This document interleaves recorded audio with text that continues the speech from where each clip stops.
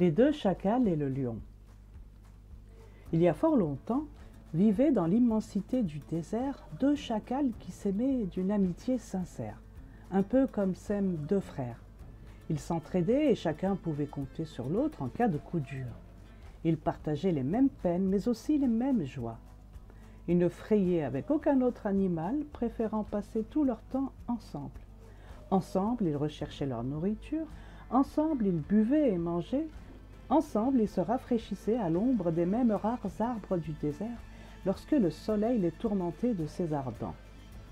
Or, un jour, alors qu'ils étaient à la recherche de nourriture, l'un à côté de l'autre, sur un terrain aride et brûlé de soleil, ils virent surgissant devant eux un lion affamé qui était lui aussi à la recherche d'une proie.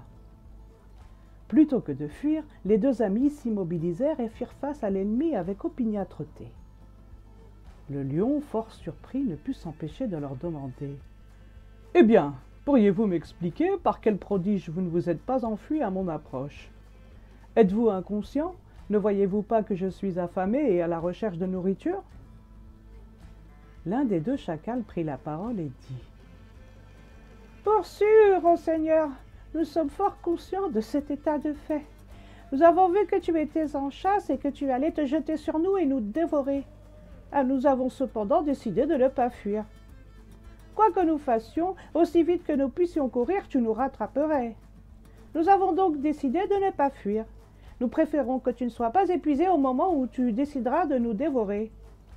Nous préférons mourir rapidement et non souffrir par une mort lente. » Le lion, qui avait écouté avec attention les paroles du chacal, lui dit « Le roi des animaux n'est pas en colère d'entendre des paroles sincères.